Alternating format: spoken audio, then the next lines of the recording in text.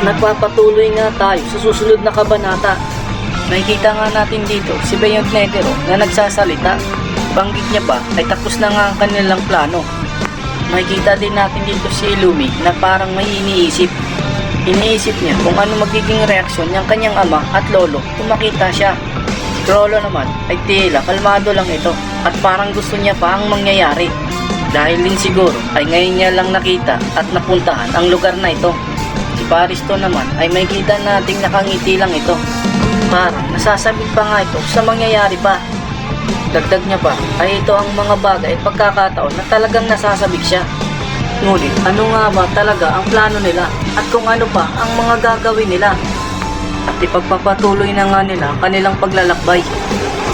Papunta kung nasaan si Don Trix at nandun din ang grupo nila Jing.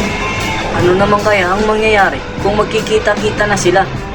Dumako na tayo kung nasaan naglalaban sila Don Trix at ang grupo ni Jing. Malakas nga ang hangin kung saan sila naroroon dahil sa tindi na rin ng laban nila. Malaking hukay nga ang nangyari dahil sa napakalakas na atake ni Killua.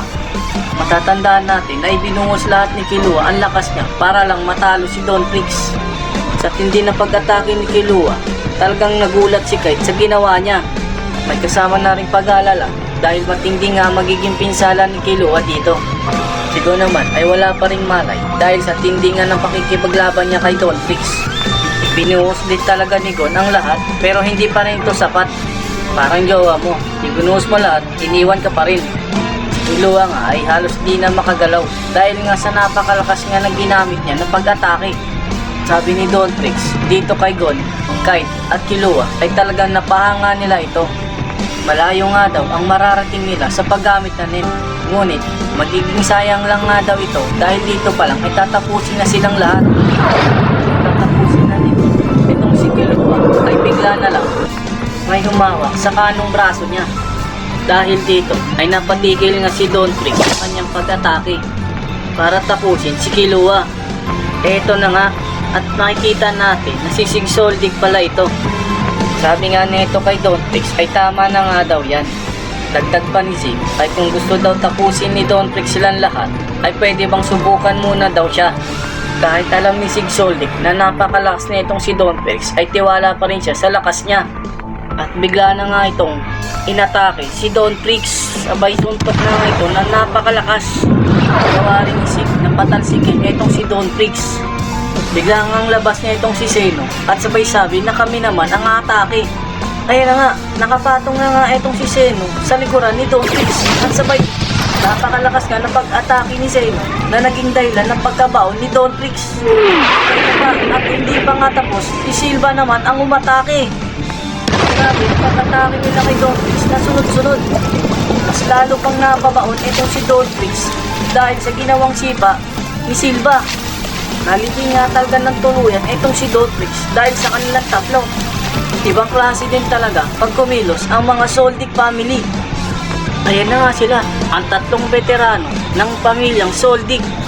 Parang sinasabi nila na kayang-kaya nilang sumabay kahit sino pa ang kalaban nila, kahit maging hari pa ito ng Dark Continent. Sabi ni Zeno kay Don Trix ay wag na wag daw mamalitin ang pamilya nila. Sang-ayon din naman etong si Sig Soldig dito sa sinabi ni Zeno. Baka sa kanyang mukha ang kasiya dahil nga nakaharap na neto si Don Trix. Si Silva naman ay nakatingin pa rin ito kung nasaan si Don Trix. Sabi niya pa kay Zeno at Sig, anumang pagkakataon ay maaari agad na umatake etong si Don Trix. Si Hisoka naman sa kabilang gilid ay talagang napatulala na lang ito dahil sa namangha siya sa pamilyang Soldig. Pero sa isip niya ay talagang napuruhan pa talaga nila eto si Gon. Nakita natin si Killua na bumalik na sa dati niyang anyo sa pagiging bata. Naubos na din kasi ang kanyang lakas at aura at nawala na rin siya ng malay. Dito nga ulit tayo kay Don Trix na makikita natin na nakahiga nga ito. Bigla na nga lang itong dumilat na parang wala man lang nangyari sa kanya. Alam naman ni Kite na hindi nga tatalab kay Don Trix ang ganun lamang na atake. Hindi nga yata ito nasaktan man lang. Sa wakas ay makikita nga ulit natin dito si Jing. Siya pala ay abala sa pag-iipon ng aura. Siguro kaya hindi pa ito kumilos ay hindi pa sapat ang kanyang lakas. Sa isip ngayon ni Jing ay eto na nga, malapit na para makaipon na sapat na aura para subukang talunin si Don Trix. Samantalang balik tayo kay Don Trix at nag-umpisa na nga itong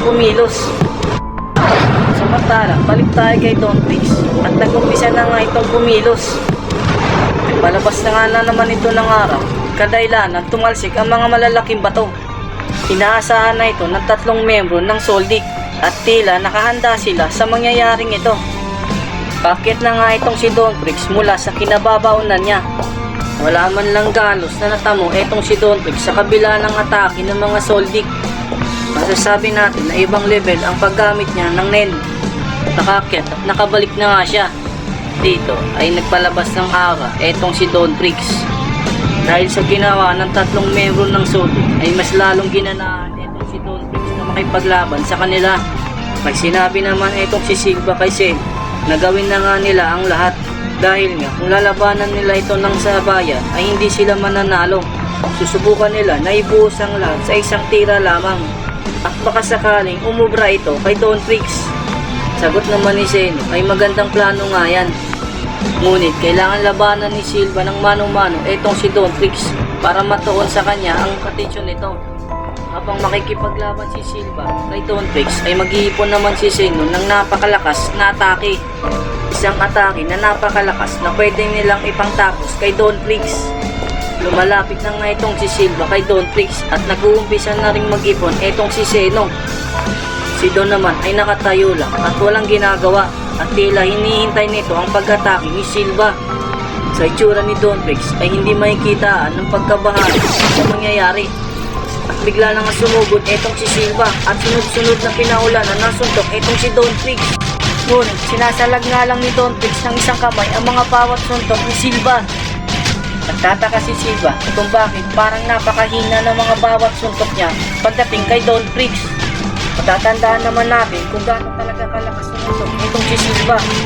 Ngunit para kay Don Trix ay talagang napakahina lamang ito. Makikita natin sa mukha ni Don Trix na binabaliwala niya nga lang ang mga suntok ni Silva. At ayun nga, si Don Trix naman ang sumutok dito kay Silva.